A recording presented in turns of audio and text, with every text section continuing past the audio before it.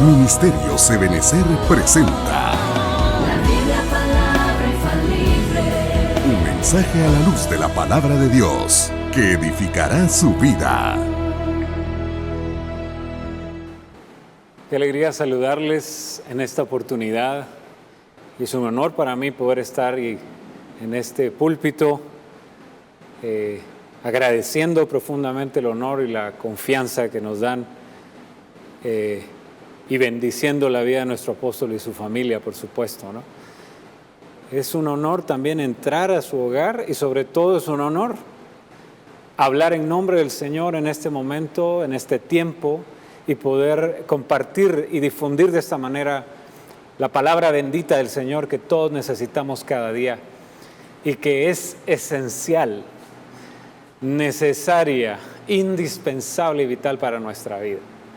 Así que en este momento yo quiero invitarle a que oremos y pongamos este tiempo en las manos del Señor. Padre nuestro que estás en los cielos, Señor, te damos gracias por permitirnos servirte, Señor, por permitirnos ser instrumentos en tus manos, por permitirnos, Padre, ser tomados por dignos, solo por tu gracia, de poder hablar en tu nombre y de poder compartir, Señor, este pan maravilloso que es tu palabra, Señor, con todos aquellos que necesitan de él. Y aún con los que no, sabemos que tu palabra llega aún afuera de tiempo, Señor. Gracias, Señor bendito, por tu fidelidad, por tu cuidado con nosotros, porque tú estás con nosotros y lo has prometido y lo has cumplido hasta este día y lo seguirás cumpliendo. Padre, encomendamos en tus manos este momento. Rogamos que hoy seamos, Señor, una buena tierra para tu palabra, para que sea sembrada y dé fruto al 100%. Señor, transforma nuestra vida porque lo necesitamos tanto y envía una palabra tuya. Porque solo una palabra tuya basta para sanar, para transformar, para sanar nuestra tierra, para cambiar nuestra vida, nuestro hogar, nuestro entorno, nuestra familia, nuestra comunidad, nuestro mundo, Señor, que en este momento necesita tanto de tu esperanza, de tu palabra también. En tus manos, Señor, encomendamos también cualquier petición que mis hermanos y mis hermanas, Señor, tengan en este momento. Lo elevamos delante de ti y sabemos que tú obrarás conforme a tus riquezas en gloria. En el nombre de Jesús te lo pedimos, Padre. Amén y amén. Bueno, he estado analizando algunos pasajes de la Escritura y quiero comenzar con una pregunta. Ayúdeme ahí, la pregunta es la siguiente. Es una pregunta bíblica y en especial del Nuevo Testamento. ¿Cuál es la diferencia o qué relación hay entre el mar de Galilea, el mar de Tiberias y el mar de Genezaret, como es descrito en el Nuevo Testamento, en especial en los Evangelios? A ver, una respuesta. La respuesta es la siguiente, que los tres son un lago. Interesante, ¿no? Eso significa que de una forma muy curiosa, ninguno es un mar. Y los tres son lo mismo. Son tres nombres distintos que en el Nuevo Testamento se le da a la misma porción de tierra rodeada porción de agua rodeada de tierra. Ya estoy invirtiendo y jugando ahí con las palabras. Pero el mar de Galilea, como lo conocemos, cobra un interés y una importancia capital en el Nuevo Testamento por una pequeña razón, que el ministerio de nuestro bendito Señor Jesucristo gira en torno del mar de Galilea. Alrededor de un 80% del ministerio del Señor Jesús fue desarrollado en todas las ciudades y en el área y recorriendo las orillas y cruzando ese mar, que ya aclaré al inicio que es un lago, ¿no? El mar de Galilea, y enfrentando diferentes cosas, ¿no?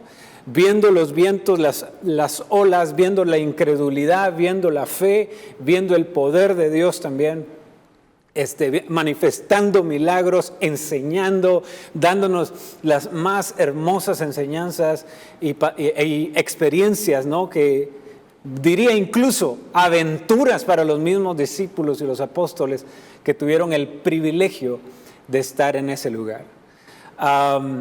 Pero el mar nos habla de varias cosas, el mar de Galilea nos habla de varias cosas, del agua, cómo Dios opera con el agua y cómo el agua nos habla también del mar, nos habla de las diferentes manifestaciones de Dios, aún desde el Génesis hasta el Apocalipsis. El mar en la Biblia tiene diferentes connotaciones, en algunos casos simboliza el caos, en otros casos simboliza lo impredecible, la incertidumbre que uno puede estar enfrentando.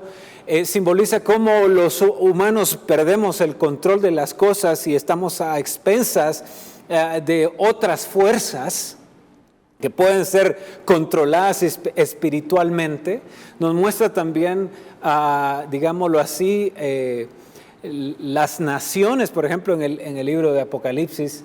Pero también nos habla de cómo algo que escapa de nuestras manos, porque el mar tiene un sentido y hasta incluso se describe así como que tuviera voluntad propia, ¿no? Como una entidad a quien Dios le puso límites, porque en su momento cubría toda la tierra, las aguas, ¿no? Y Dios hace separar las aguas de las aguas y manifestar así su poder.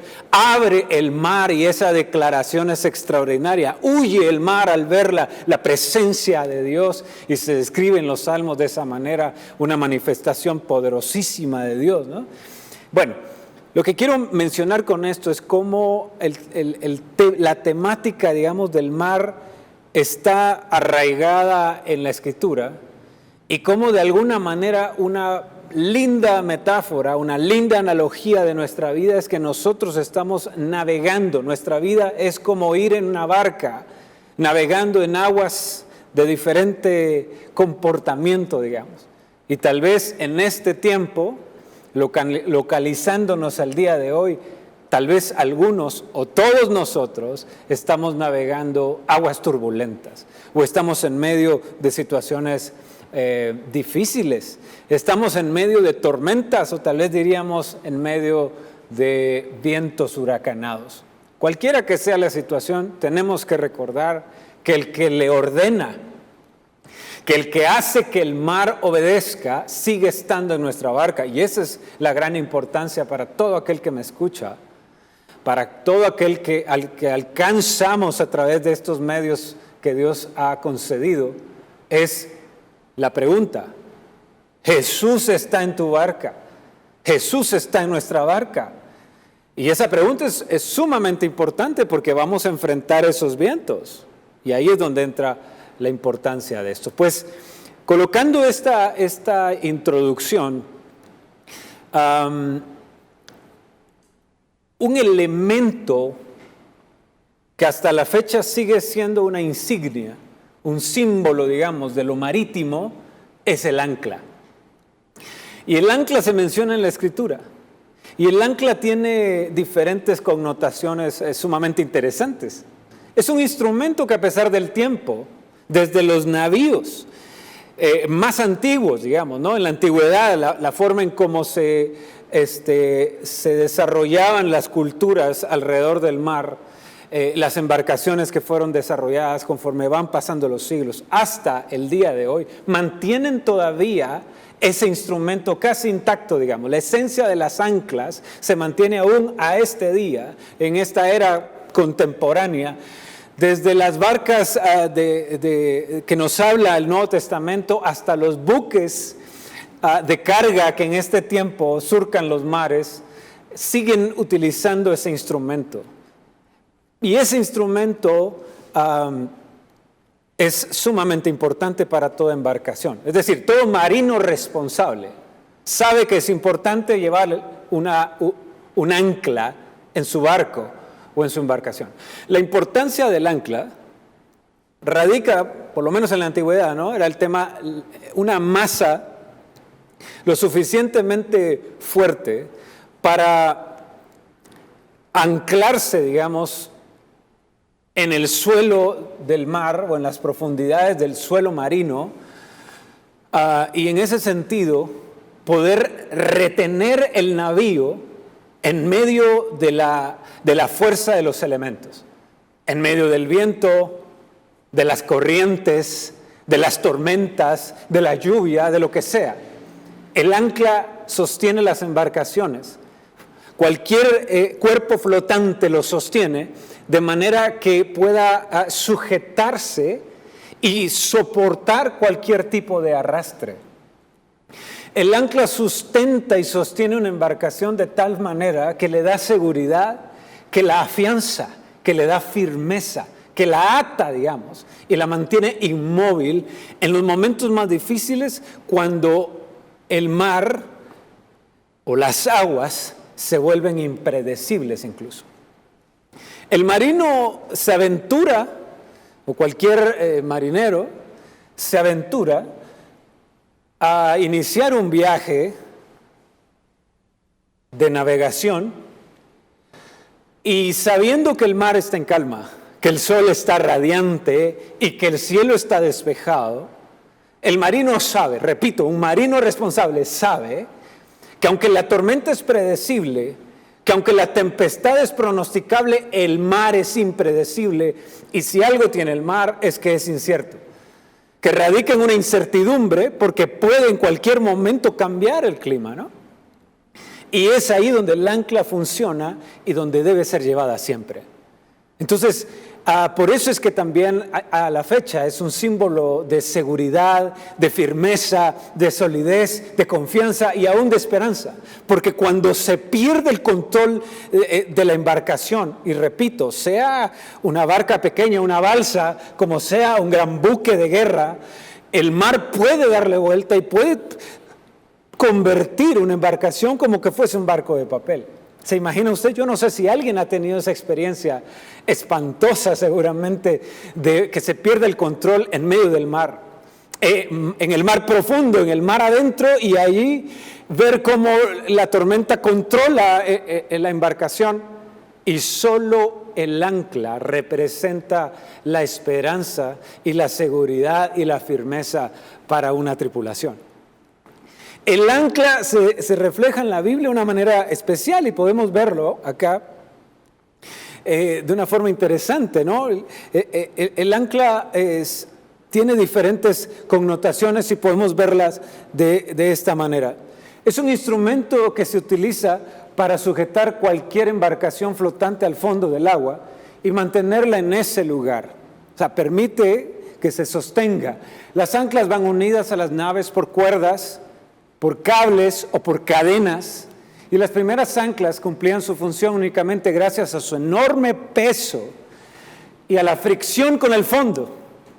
Las anclas modernas se clavan en el fondo y se agarran con fuerza para resistir el arrastre.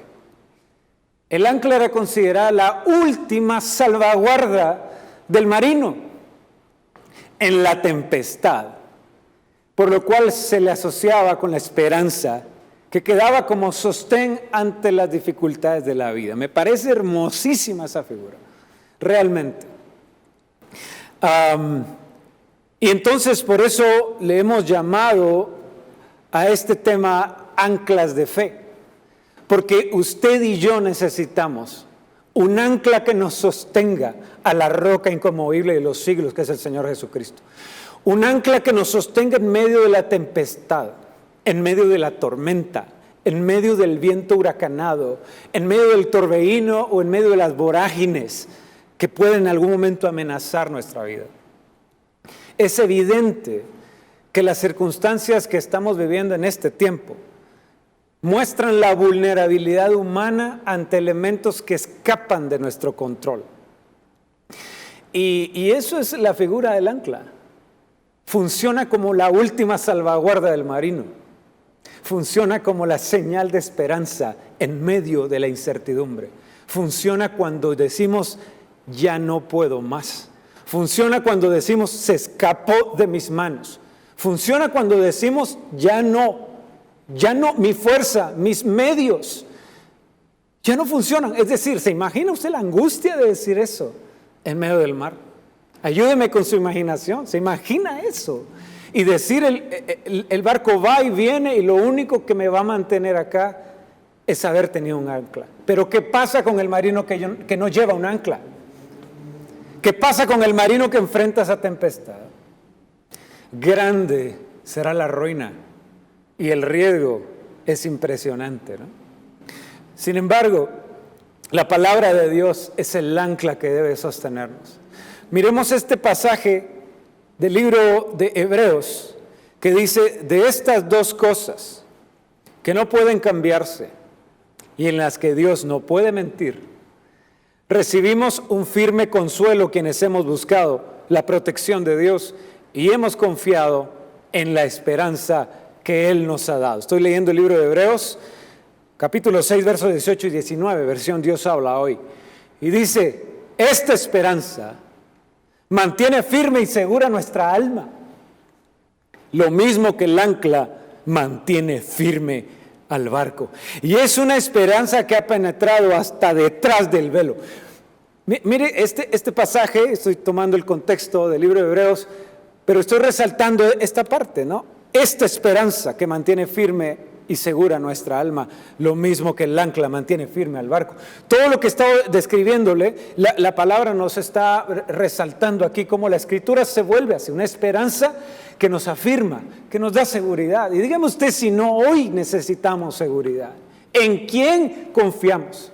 ¿En quién nos refugiamos? ¿A quién acudimos? Si solo el Señor tiene palabras de vida. Y en esta situación, y en este momento, y en cualquier circunstancia de nuestra vida, no solo hoy, sino en el futuro, necesitamos saber que tenemos que aferrarnos a la esperanza. La gente pierde la esperanza ahora, está perdiendo la fe, estamos cayendo en pesimismo, en negativismo, en falta de fe, definitivamente. ¿Por qué? Porque ya no le creemos a las autoridades, ya no le creemos a los indicadores humanos, ya no le creemos a las estadísticas, ya no le creemos a aquellos que en algún momento nos decían las cosas. La realidad misma ya no le podemos creer también, porque depende quién nos está contando eso. Imagínense. Pero necesitamos una seguridad, y la palabra de Dios es una seguridad para nosotros. Es esa esperanza que nos puede sostener. Entonces, yo quiero invitarle hoy a que podamos revisar si dentro de nuestra barca tenemos un ancla. A que podamos revisar que además si dentro de nuestra barca está el Señor Jesús. El Señor Jesús es la palabra de vida, el verbo divino, el verbo que se hizo carne, pero que también nos dejó su palabra, sus enseñanzas. Nos dejó la Biblia para que la podamos tener también. Y Él se manifiesta en nosotros con la palabra. Usted sabe que hay una forma de presencia. Digamos, si usted quiere, en este momento de distancia social, no podemos abrazar como quisiéramos, pero hay maneras de expresar nuestra presencia ante las personas que están lejos de nosotros. ¿Cómo lo podemos hacer? A través de nuestra palabra. Mandar una nota de voz, por ejemplo, o escribir algo, o mandar una carta, es una forma de presencia. Y la palabra de Dios es una forma de presencia de Dios también. Entonces, el ancla es ahora, más que nunca, necesaria para nuestra vida. Y esta esperanza que nos puede sostener va a funcionar, oiga lo que estoy diciendo, va a funcionar en los momentos de mayor debilidad, en los momentos de mayor dificultad, en los momentos de tempestad, tormenta, oscuridad. Allí es donde esta palabra va a funcionar aún más. Es decir, yo puedo en este momento sentirme muy sólido, muy fuerte, muy firme, diríamos, muy espiritual, ¿no? Tal vez hasta sentir que estoy santo ahora, tal vez hasta decir, bueno, si hoy es el arrebatamiento, yo sé que caigo en primera fila, ¿no? Voy en primera clase. Y posiblemente en ese momento tal vez la misma arrogancia me está causando problemas, ¿no? Pero digamos que podemos estar en una situación así.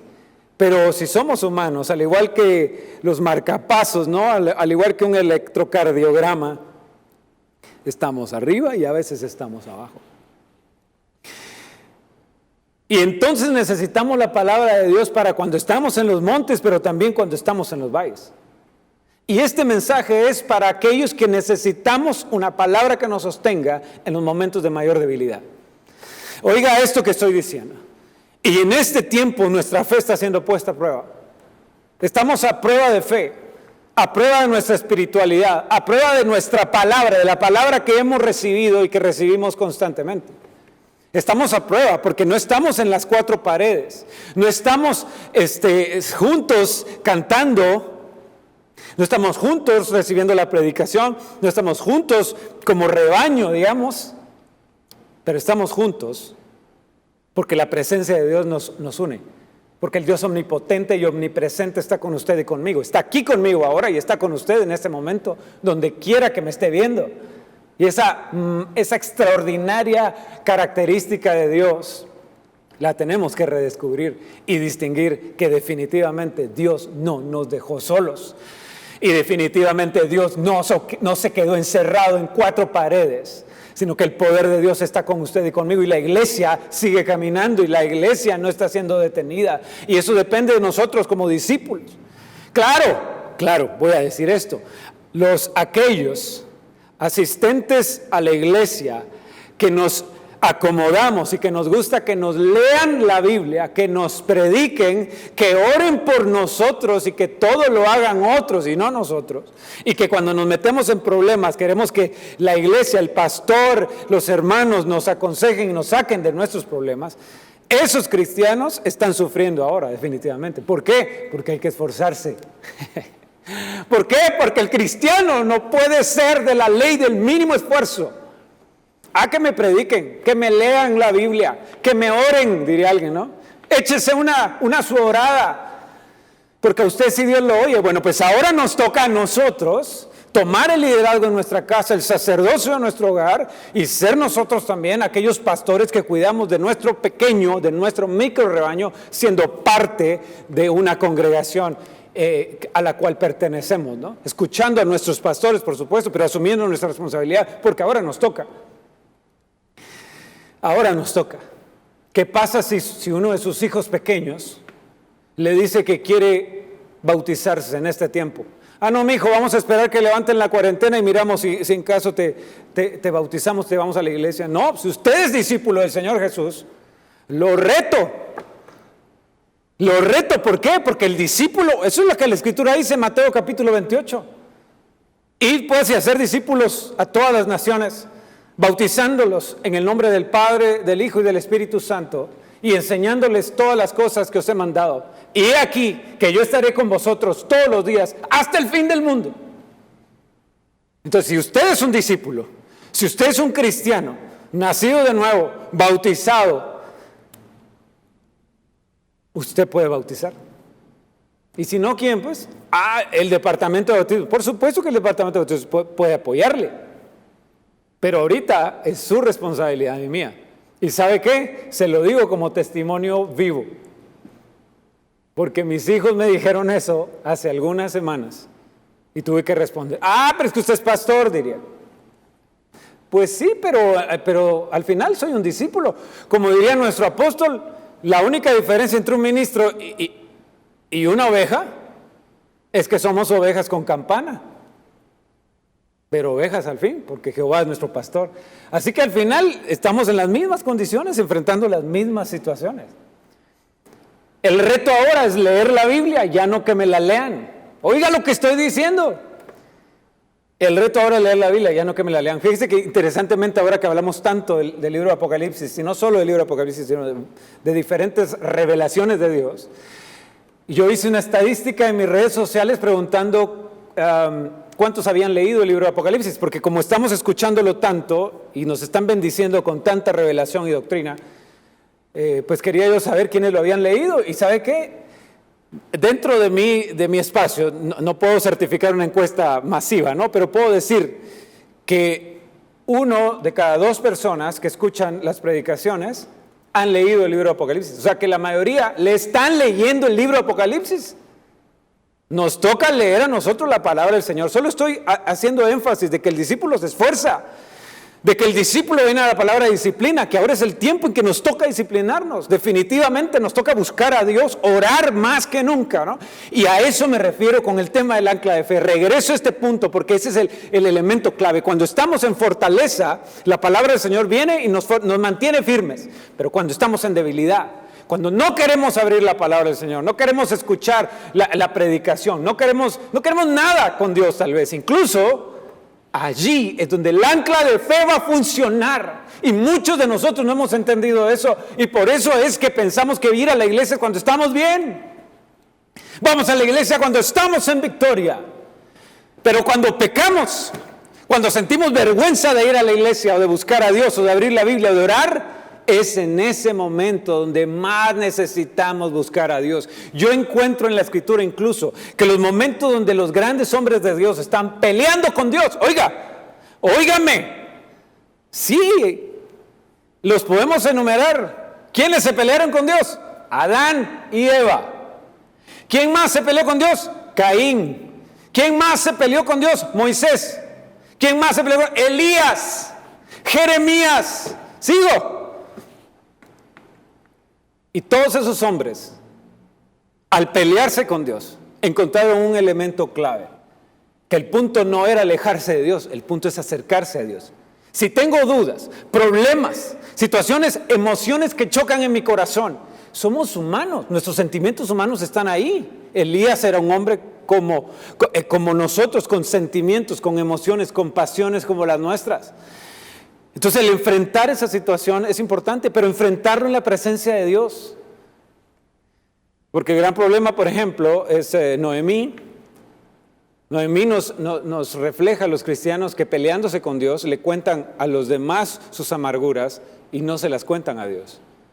Y entonces amargan y vuelven a su gente, a su familia, a sus dioses y a las idolatrías y al paganismo, porque su amargura como cristianos da un mal testimonio.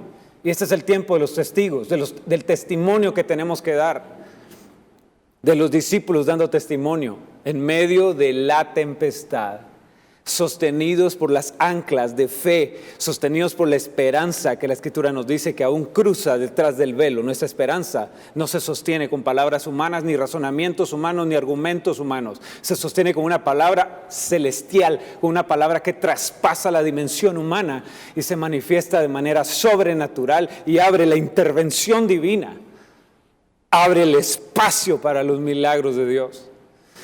Así que el llamado es a que nos esforcemos por buscar al Señor, que nos esforcemos por amar esa palabra bendita de Dios. Entonces, ¿dónde funcionan las anclas? ¿A qué palabra nos tenemos que aferrar? A toda la Escritura. Toda la Escritura es inspirada por Dios y la necesitamos. Y yo quiero mencionarle algunas de las anclas de fe que hombres de Dios y que la palabra nos da y que en el momento más difícil de nuestra vida van a funcionar porque la palabra de Dios es viva y eficaz. Si usted me acompaña al Salmo 51, mire esta. Este es el Salmo, yo creo que muchos hemos orado, llorado, muchos en la cristiandad a través de los siglos en este Salmo. Salmo 51 atribuido al rey David, orando en una situación particular. David escribe esto y dice: los sacrificios de Dios, versículo 17, Salmo 51, versículo 17, los sacrificios de Dios son el espíritu contrito, al corazón contrito y humillado, oh Dios, no despreciarás. ¿Por qué esta es un ancla de fe? De alguna manera, todos tenemos que reconocer que no podemos confiar en nuestra propia fuerza. La razón de la integridad de nuestro corazón no se sostiene en nuestra gran capacidad, en los valores, en nuestra familia, en nuestra formación, o nuestros códigos de ética, o nuestros valores y principios. La razón de nuestra integridad está sostenida por la palabra del Señor y por la misericordia de Dios sobre nosotros. Porque dependemos de Él y Él es el que nos manda a que todos los días digamos: Señor, no nos dejes caer en tentación, mas líbranos del mal. Porque tuyo es el reino, el poder y la gloria por los siglos de los siglos. Esa dependencia diaria a Dios es lo único que va a sostener nuestra vida. Por supuesto también aplicar la sabiduría y no actuar en necedad, como dice el libro de Proverbios. Confiar en Dios de todo nuestro corazón y no apoyarnos en nuestra propia prudencia. definitivamente no creernos sabios en nuestra propia opinión, sino que temer a Dios y apartarnos del mal, ¿no? Está claro, porque Dios va a enderezar aún nuestras veredas torcidas. Estoy hablando de Proverbios capítulo 3. Y entendemos que también tiene que ver con el dominio propio, con nuestra capacidad de tomar decisiones, de alejarnos de las tentaciones o de los riesgos que podríamos estar viviendo. Pero lo que quiero decirle es que todos somos vulnerables. Y el rey David lo sabía, el gran hombre, el hombre que venció al gigante, el hombre que venció ejércitos completos, el gran rey. Ese hombre, tan sólido, tan firme, tan íntegro, tenía un ancla de fe en su corazón que seguramente la lanzó cuando el mar estaba en calma, cuando su vida estaba en la planicie, en la amplitud, en el éxito, en la paz, en la tranquilidad. Seguramente la lanzó ahí. ¿Cuál es esta? Que un corazón contrito y humillado, Dios jamás lo va a despreciar. ¿Y a qué me refiero con esto? Que en los momentos de debilidad, en los momentos de tinieblas, en los momentos donde nos traiciona nuestra propia naturaleza, en los momentos donde tal vez vamos a enfrentar nuestras debilidades, en ese momento esta palabra, esta ancla nos va a sostener. Mire lo importante de esto. Y lo menciono así, porque para muchos cristianos esto no es una realidad. Ellos piensan que un cristiano nunca peca, que un cristiano nunca falla, que un cristiano nunca cae. Y por eso muchos cristianos erróneamente, pensando en ese concepto de victoria total en todo, de que siempre tenemos que estar bien. Y aún nos pasa en la iglesia, ¿no? Constantemente a veces se nos pregunta en la alabanza, ¿cuántos están contentos? Como que la señal de tristeza fuera derrota. Y no necesariamente. Porque el mismo Señor Jesús, el mayor campeón de los campeones sobre esta tierra, sintió tristeza en algún momento, ¿no? Jesús lloró. Entonces no necesariamente así es, pero a veces eso está en la cultura o está en el ambiente, ¿no? Entonces resulta ser que tenemos que estar siempre en victoria. Pero no necesariamente. Y cuando tenemos que enfrentar entonces situaciones difíciles es donde esta ancla va a sostenernos. Va a ayudarnos para decir, yo regreso a ti, Señor. Pero aún, mire lo que estoy diciendo. Somos vulnerables, a eso me refiero. Y esta palabra va a sostener a aquel que en algún momento piense que aún lo que hizo no tiene perdón de Dios. Por eso le digo que el ancla funciona cuando el barco pierde el control. Cuando algo se sale de las manos y empezamos a sentir la angustia y la ansiedad de algo que ya no podemos controlar. ¿Eso le pasa a un cristiano? Claro que le pasa. ¿El cristiano peca? Claro que peca. ¿Cuál es la realidad? Que corre a buscar al Señor, que ya no se deleita en eso, que busca hacer la voluntad de Dios, que lucha, que pelea. Que, como dice Pablo, lo que no quiero hacer, eso hago.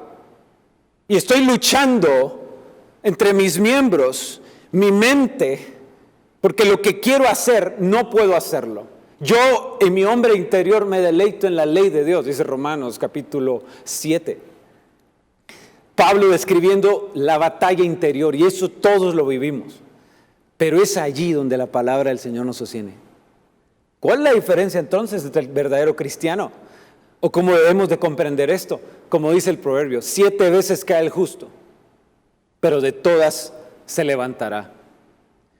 Y 7 significa plenitud o totalidad. Y en realidad el proverbio está diciendo que el justo, de todas las veces que caiga, de todas se va a levantar porque el Señor lo va a sostener. No está diciendo que no caiga, porque somos humanos y Dios conoce de qué estamos hechos y se compadece de nosotros. Así que esta ancla todos tenemos que tirarla, sabiendo que, como dice esta versión, la traducción en lenguaje actual, para ti, en el mismo verso, la mejor ofrenda es la humildad. Tú, mi Dios, no desprecies a quien con sinceridad se humilla y se arrepiente. Así que, en medio de cualquier situación que pudiéramos vivir en el futuro o ahora, en medio de cualquier inmoralidad, corrupción, traición de nuestras propias debilidades, o como a David le pasa, que se da cuenta que su corazón tiene más tinieblas que luz. Por eso es que él clama y dice: Señor, alumbra mis tinieblas. En esa situación, el arrepentimiento genuino será una clave en los momentos extremos de nuestra vida, y esa ancla nos sostendrá para saber que Dios es un Dios que está dispuesto a perdonar, y así nos lo recuerda la Escritura. Otra ancla para aquellos que estén naufragando en este momento, Lamentaciones capítulo 3, versículo 21 al 25, dice así: esto haré volver a mi corazón, por lo cual tendré esperanza. Por la bondad de Jehová es que no somos consumidos. Ya iba a cantar el canto, mire. No hemos sido consumidos, porque nunca decaen sus misericordias. Porque nuevas son cada mañana, y grande es tu fidelidad. Jehová es mi porción, ha dicho mi alma, por eso en él esperaré. Bueno es Jehová para los que en él esperan, para el alma que le busca. ¿Por qué esta palabra es importante? Porque este es un ancla de fe. Miren, porque está escrito en un libro atribuido a Jeremías que se llama Lamentaciones. Alguno de los que me está escuchando, incluyéndome a mí, hemos en algún momento escrito algún lamento. Hemos tenido en algún momento que vivir algún tipo de lamento o de tristeza o de situación donde realmente nos avergonzamos de algo que haya pasado o de cosas que pasan ajeno o externo a nosotros. Los lamentos son las situaciones más difíciles que podemos enfrentar en la vida, y más en una cultura, repito, que premia y favorece el éxito, ¿no? La prosperidad, las propiedades, etcétera, ¿no? Siempre la felicidad en el rostro, ¿no? La publicidad, eso promueve. Pero no. En la Biblia también se enfrentan las realidades de la vida, los ángulos que nadie quiere ver. Y son las lamentaciones, las situaciones difíciles que en algún momento pudiéramos estar viviendo.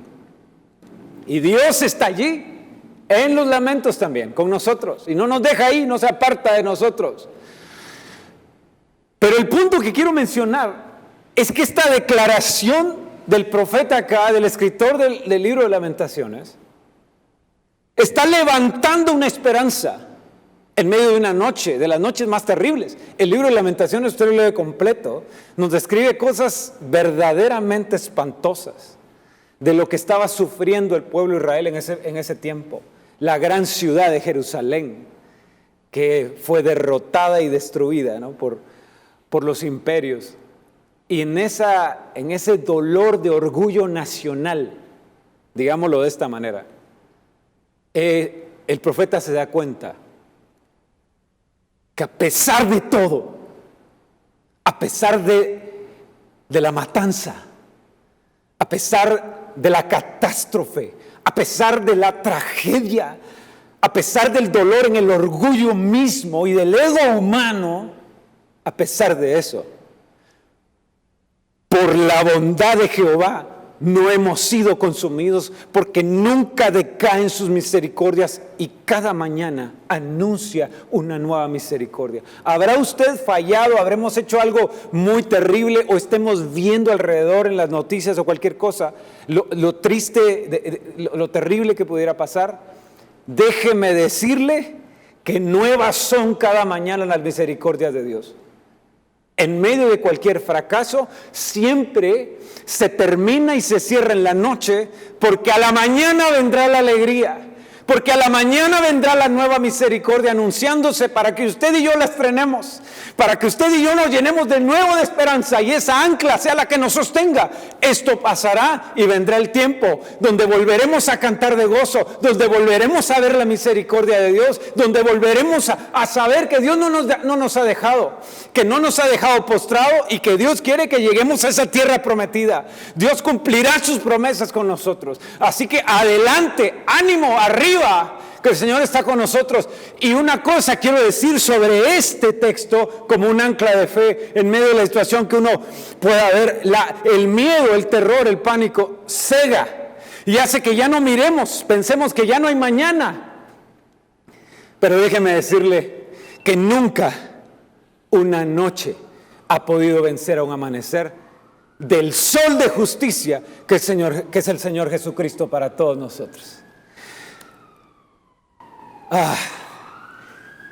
Romanos capítulo 8 también nos habla de otra ancla importante para usted y para mí. Yo se la estoy proponiendo. Seguramente habrán muchas palabras del Señor para su vida, pero déjenme leerles esta rápidamente. Sabemos además que a los que aman a Dios, todas las cosas les ayudan a bien. Esto es, a los que conforme a su propósito son llamados. ¿A cuántos nos ha servido esta ancla? Tan importante que todos la tengamos, tan importante que todos la persigamos, porque perdemos el trabajo, perdemos la salud, perdemos la familia, tenemos una situación difícil, lo que sea. Tenemos que entender que todas las cosas nos ayudan a bien. Tenemos que entender que aún la poda es necesaria para que podamos florecer. Tenemos que entender que aún lo más difícil, Dios puede convertirlo en algo bueno para nosotros. Mire ese poder. No es que todo lo que el cristiano hace le vaya a salir bien. No es eso. Porque ¿cuántos hemos fracasado? ¿Cuántos hemos perdido dinero alguna vez? ¿Cuántos nos hemos caído en algún momento? ¿Cuántos hemos metido las extremidades en esa expresión tan popular? ¿Cuánto la hemos regado? La hemos arruinado. ¿Cuántos? Yo soy el primero en decir eso. Pero el gran poder de Dios es hacer que de esa derrota se convierta en algo bueno. Proverbios 3 nos habla de que Dios enderezará nuestras veredas. Y si endereza, tiene que ver, el sentido del hebreo, la palabra hebrea ahí es hacer las cosas bien, correctamente, rectamente, pero también tiene un sentido de enderezar algo que está torcido. Entonces, esa es una esperanza. Dios tiene el poder para enderezar. ¿Alguien cometió un fracaso, una derrota, un error con letras mayúsculas? Déjeme decirle que el Dios Todopoderoso que usted y yo tenemos puede enderezar eso y hacer que eso malo se convierta en bueno. Y si no, pregúntele a José, que en medio de su secuestro, del acoso sexual que sufrió y del odio de sus hermanos, eso que ellos habían querido hacerle mal, dice José en el capítulo 50 de Génesis, Dios lo cambió en algo bueno para poder resguardar y salvaguardar a todo este pueblo y escribir una historia donde Dios se manifiesta en su misericordia para todos nosotros. ¡Qué hermoso! Dios obra y hace que todo camine para bien a los que conforme a su propósito hemos sido llamados. Rápidamente, bueno, voy ya finalizando con este último pasaje. Hay muchas anclas de fe, hermano amado. Láncelas, tírelas ahora que el mar está en calma. Tal vez para algunos, porque para otros tal vez estamos naufragando. Pues tírelas también. Tal vez ahorita es el mejor momento, ¿no? Porque eso nos va a sostener. Y la verdad le digo, yo le soy honesto. Como dicen los marinos, hay días en los que no vemos ni el sol ni las estrellas. Y en esos tiempos donde la tormenta arrecia, donde el mar ruge, donde el viento nos azota, donde la corriente nos arrastra, solo las anclas de la palabra bendita del Señor y su fidelidad para con nosotros es lo que a mí personalmente me ha sostenido en este tiempo, hermano. Mi fe está detrás del velo porque con las noticias humanas, los recursos humanos o la gente alrededor, yo no puedo confiar en el hombre, tengo que confiar en el Señor. Y bienaventurado y bendito el hombre cuya confianza ha sido puesta en el Señor y su esperanza también. Y quiero ir finalizando, hermano, como mencioné al inicio con el libro de Apocalipsis. Me di a la tarea de leerlo de nuevo. No he terminado esta lectura. Y me quedé con algo hermoso. Apocalipsis, que estamos aprendiendo tanto. Tuve un apocalipsis, digamos. Una palabra hermosa del Señor para mi vida, apenas empezando a leerlo. Y en Apocalipsis capítulo 1, versículo 5, dice: Voy a leer la versión Dios habla hoy. Mire cómo dice Apocalipsis. Cristo nos ama. Ahí me quedé. Cristo nos ama. Esa declaración. El que nos amó, nos ama y nos seguirá amando. Eso es importante, por cierto, ¿no? La conjugación del verbo. Cristo nos amó, pero no se quedó en la cruz. Y ese amor no se quedó antes, sigue vigente y permanente para ti y para mí. El amor de Dios está vivo, está permanente, está activo y es incondicional. Cristo nos ama. ¿Verdad más importante? ¿O no es más importante esa declaración? Dígame usted. Que el Señor viene pronto, es importante, por supuesto. Pero tan importante que Cristo viene pronto porque nos ama.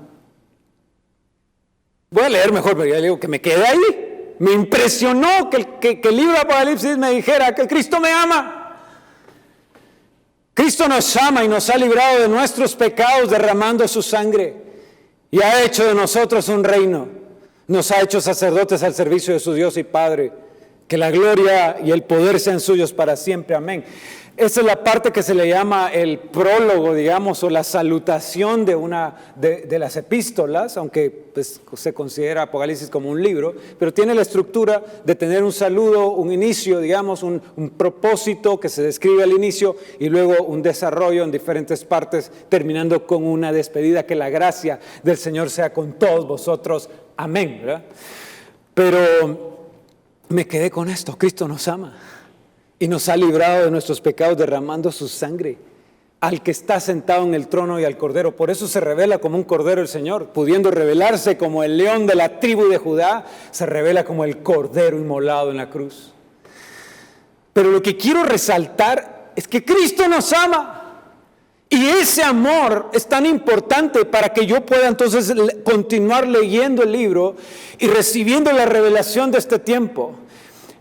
Lo que a mí me toca vivir y cómo me tengo que preparar para el tiempo que Dios ha señalado.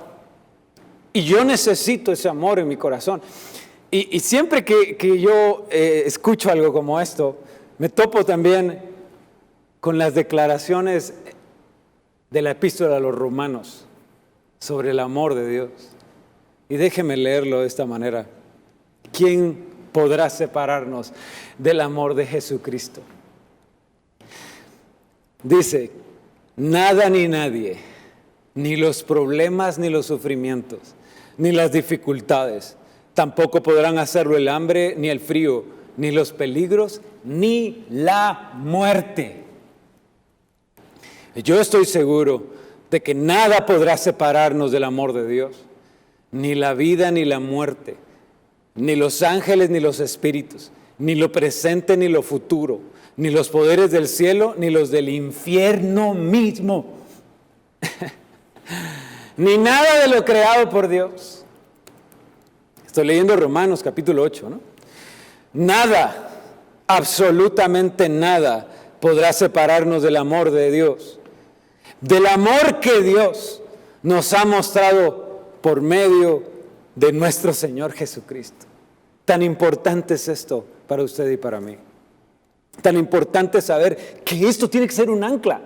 No sé si me voy a entender con esto, hermano. En medio, cuando usted enfrenta el temor, el terror, el pánico, el miedo en cualquiera de sus formas, tiene que recordarse que cuando más grandes se miran las cosas, Dios se hace más grande. Bueno, en realidad Dios no se hace más grande. Simplemente nosotros tenemos mejor perspectiva de cuán grande es el amor de Dios y no digamos cuán grande es nuestro Dios. Yo quisiera finalizar orando de esta manera, orando con un pasaje muy hermoso, orando con una declaración. Vamos, si usted me acompaña, vamos a orar finalizando, siempre lanzando el salvavidas, por supuesto, aquel que quiera aceptar al Señor Jesús en su corazón, aquel que quiera esa ancla y agarrarse de la roca que lo puede sostener en este tiempo. De aquel que es el único al cual podemos ir, porque solo Él tiene palabras de vida, como dijo el apóstol Pedro. Pero déjeme terminar de esta manera con esta oración. Dice: Señor, tú eres mi roca, en ti me esconderé. Ya estoy orando, hermano. Señor, tú eres mi fortaleza, en ti seguro estaré. Si las olas vienen contra mí, Señor, no temeré, pues tú conmigo estás, y bajo tus alas me guardarás, porque como tú no hay otro igual. Y cerramos nuestros ojos y permítame orar de esta manera.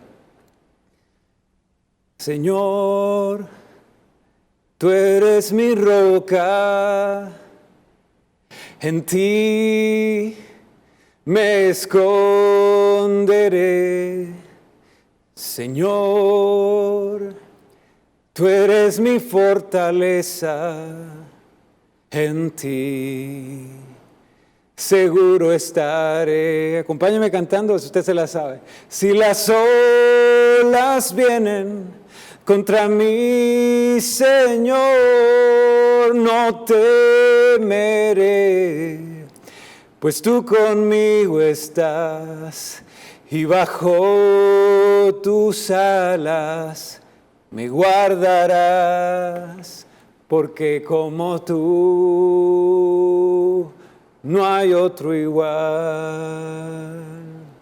Que el Señor le bendiga, que el ancla de fe sostenga su vida sobre la roca, que su barca se sostenga sabiendo que Jesús está en su barca, porque si Jesús está en su barca, amado hermano, no importa la tormenta.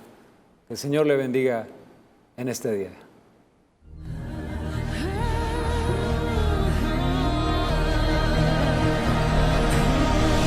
Mas a vosotros los que teméis, mi nombre nacerá, el sol de justicia y en sus alas. Ministerios Ebenecer presentó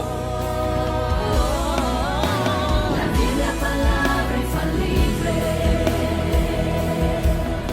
Esperamos que este mensaje haya sido de bendición para su vida. Visítenos en www.ebenecer.org.gt.